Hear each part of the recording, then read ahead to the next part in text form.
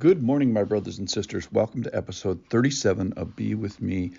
Today, we're going to address following authority, and I'm going to title this Following the Goldilocks of Authority. That is not too hot, not too cold, that idea. Paul has put himself on war footing with boldness, but he starts with the humility of Jesus as he's talking about authority.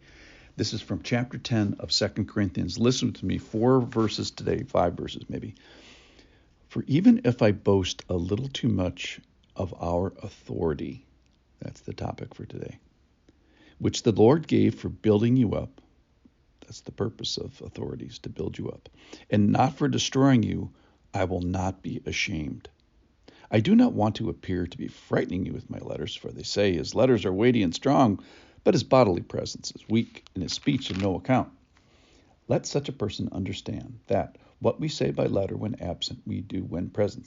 Not that we dare to classify or compare ourselves with some, this is sort of the guys he's opposing here, with some who commend themselves. But when they measure themselves by one another and compare themselves with one another, they are without understanding.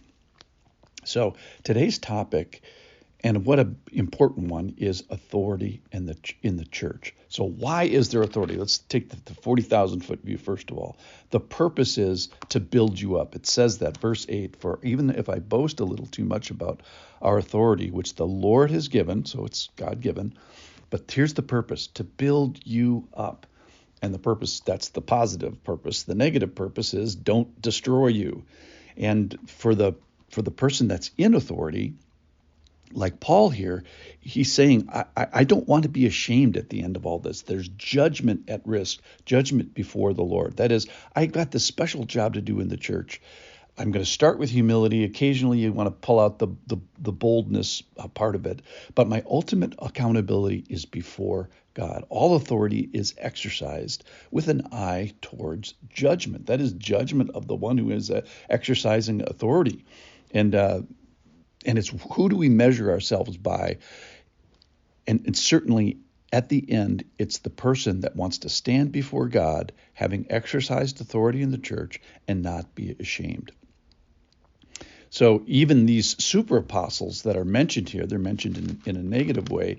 They're measuring themselves against one another rather than before the eyes of God.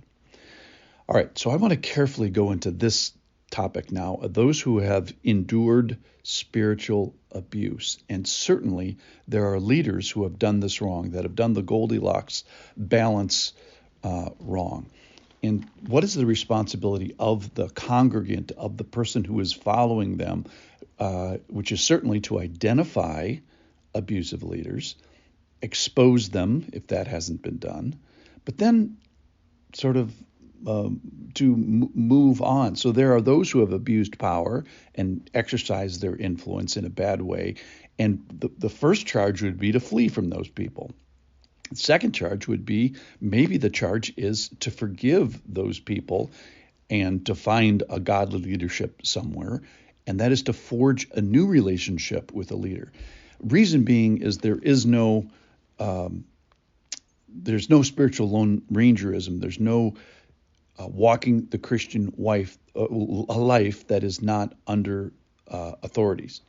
All right, so there are leaders who are doing this wrong, and certainly my charge to all of us is don't place yourself under leaders who are doing this wrong. And but don't not place yourself under an authority that is doing it right. That is, God has designed the church in a certain way that includes leaders. And if you're not under leadership, there's either something wrong with leadership, and then you should go to a different place, or there's something wrong with you, which is your relationship with leadership. And remember, leaders are to be for your benefit. They are to build you up. They are for you. They exercise care. They shepherd. They communicate. In other words, it's supposed to be for your benefit. So think about a geographical area, about an area of influence. In fact, Paul is going to talk about it in tomorrow's passage. Think about it almost like physically. If it's an abusive area of influence, then remove yourself from it. No question about it. But If it's a good area of influence, he asks us to be in an area of influence somewhere. So you're looking for a man. There's all kinds of criteria for what kind of a pastor we're supposed to have, what kind of an elder we're supposed to have. You're supposed to have one with a real relationship with God, who, in a sense, the struggle is real, who truly wrestles with God. You could ask that person anytime, hey, what is God blowing your mind with right now? You want to remove yourself from people that are preaching half the gospel, or people that don't know their Bibles, or people that don't follow their Bibles. Here's a tip: find their Bible, look at it, and see if they look like they have a relationship with the Bible. Did they meet God there? So how one handles authority, for them, they're supposed to start with humility, occasionally be a bold. You don't want someone that's too hot or too cold. You want someone that's just right. It's the Goldilocks of authority. You don't want to be under a pastor who is not occasionally willing to be bold, but you also don't want to be under a pastor who's always bold. All right, so the concluding points here. Number one, I'm going to speak to those in authority. If you've been given any spiritual authority, start with the positional posture that Jesus starts with, and that is of meekness and gentleness. And remember, you're supposed to be building and not destroying, and you're going to be accountable. And so don't be ashamed. Have some boldness, but have it in the back pocket, not in your front pocket.